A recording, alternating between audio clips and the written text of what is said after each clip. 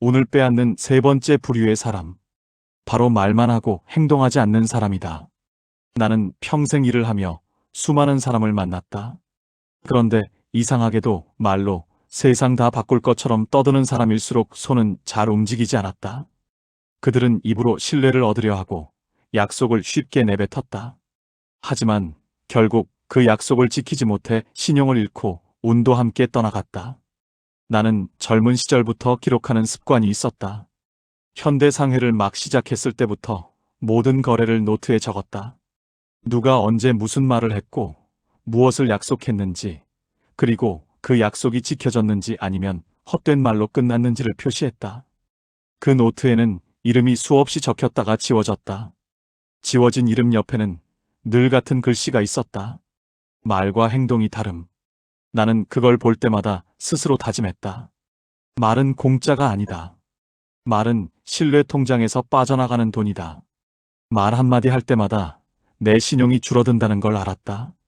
그래서 나는 아무리 자신이 있어도 할 수 있습니다 라는 말을 함부로 하지 않았다. 대신 이렇게 준비했습니다 라고 말했다. 1960년대 후반 삼성전자 설립을 준비하던 시절이었다. 그때 한 임원이 내게 자신 있게 말했다. 회장님, 저희가 6개월 안에 TV를 국산화하겠습니다. 그 말은 당당했고 자신감에 넘쳤다. 나는 미소만 지었다. 그리고 6개월이 흘렀다. 결과는 실패였다. 그 임원은 머리를 숙이며 말했다. 자신감은 있었지만 근거가 없었습니다.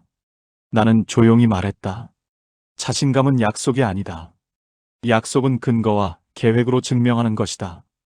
그날 이후 회사의 문화가 바뀌었다. 회의에서 할 수 있습니다. 대신 이렇게 준비했습니다 라는 말이 표준이 되었다. 그 한 문장이 회사를 지탱하는 신뢰의 기둥이 되었다. 그때 나는 깨달았다. 행동 없는 말은 공기보다 가볍고 말이 없는 행동은 철보다 무겁다. 나는 이런 사람을 본 적이 있다. 처음엔 말이 참 좋았다. 언제나 걱정 마세요. 제가 다 알아서 하겠습니다 라고 했다. 그러나 실제로는 움직이지 않았다. 책임질 순간이 오면 연락이 끊기고 이유를 늘어놓았다. 사정이 있었습니다. 타이밍이 안 맞았습니다. 다음엔 더 잘하겠습니다. 그런 말은 귀에는 부드럽지만 결과는 냉정했다. 결국 그는 시장에서 사라졌다. 그를 보며 나는 다시 적었다. 말은 신뢰를 세울 수도 있지만 가장 먼저 무너뜨리기도 한다. 나는 항상 직원들에게 이렇게 말했다. 우리 회사는 말하는 회사가 아니라 지키는 회사다. 말은 이미지이고 행동은 평판이다. 이미지는 하루면 바뀌지만 평판은 평생을 따라다닌다. 그래서 나는 어떤 보고서도 계획보다 실행을 먼저 봤다. 이렇게 하겠습니다가 아니라 이렇게 했습니다.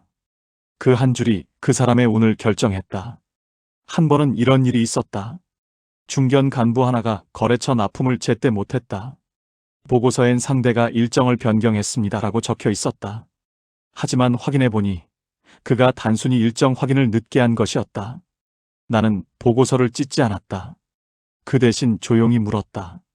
진실은 자네 편인가? 그는 아무 말도 하지 못했다. 며칠 뒤 그는 내게 손편지를 가져왔다. 회장님, 이제부터는 말보다 행동으로 먼저 보고 드리겠습니다. 그날 이후 그는 회사에서 가장 신뢰받는 임원이 되었다. 세상에는 빈 그릇 같은 사람이 있다. 소리는 크지만 안에 내용이 없다. 그들은 처음엔 매력적이다. 말을 잘하고 분위기를 띄운다. 그러나 시간이 지나면 알게 된다. 그 말 속엔 실체가 없다는 걸. 그 사람 곁에서는 결국 아무도 오래 남지 않는다. 나는 젊은 직원들에게 자주 말했다. 약속은 사람의 크기를 정한다. 지킬 수 없는 약속을 남발하는 사람은 결국 자기 신용을 갉아먹는다. 그 순간부터 우는 등을 돌린다. 어느 날 한 직원이 물었다. 회장님은 왜 그렇게 말을 신중하게 하십니까? 나는 대답했다. 말은 신뢰 통장에서 빠져나가는 돈이야. 함부로 쓰면 금방 바닥난다. 말은 힘이다.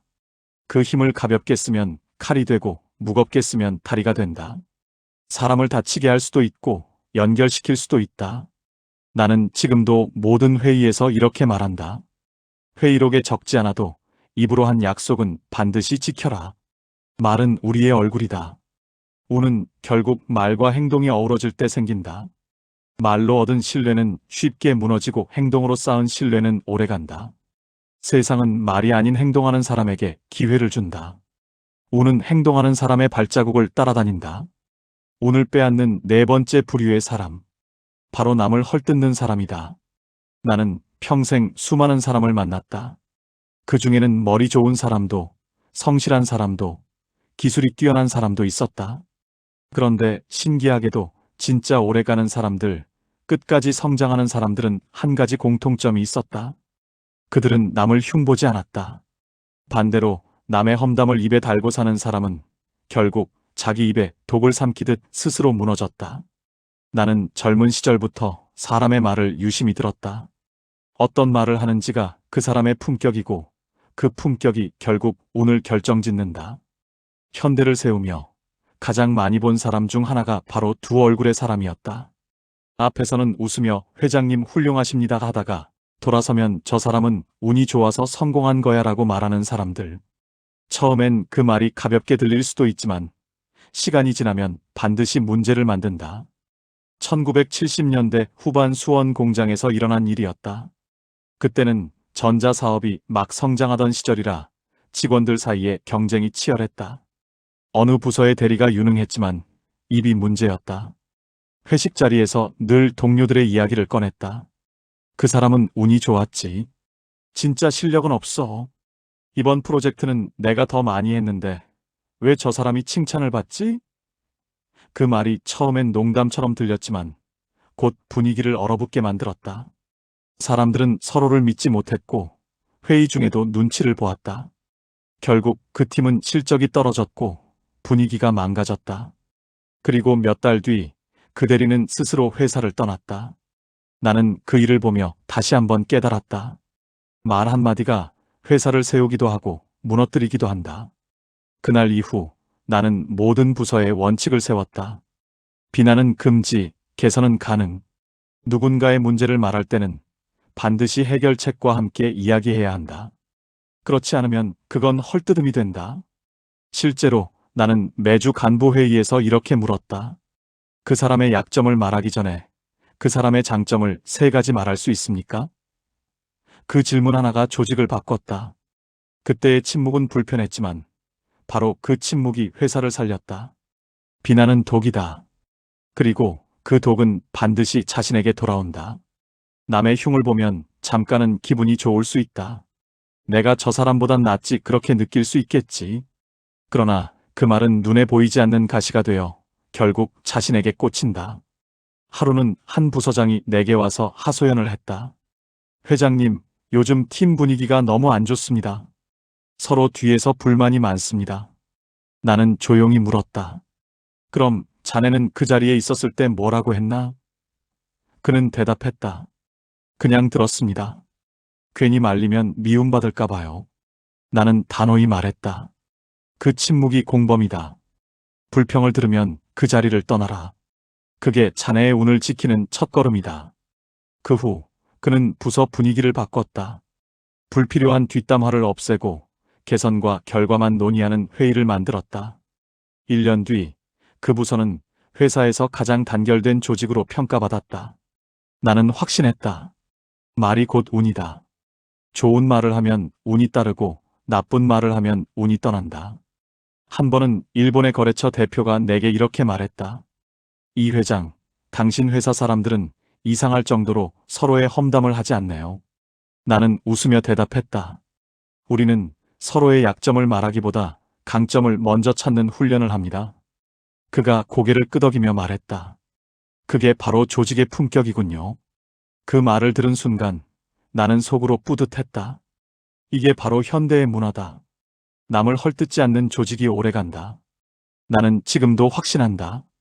사람의 말에는 마음의 질이 담겨 있다. 그 질이 좋으면 운이 따른다. 따뜻한 말은 사람을 모으고 차가운 말은 사람을 흩어지게 한다. 세상은 냉정하지만 말은 공평하다. 남의 잘못을 들추면 내 마음이 더 어두워지고 남의 장점을 말하면 내 운이 밝아진다. 내가 오늘 하고 싶은 말은 단 하나다. 남을 헐뜯는 사람은 결국 자기 운을 깎는다. 그건 단순한 인생의 예의가 아니라 삶의 법칙이다. 자네에게 묻고 싶다. 오늘 하루 자네는 누군가를 비난했는가? 아니면 칭찬했는가? 그 순간 자네의 마음은 편했는가 아니면 더 불편했는가? 오늘부터라도 한 번만이라도 칭찬으로 시작해봐라. 그 한마디가 자네의 운을 지켜줄 것이다.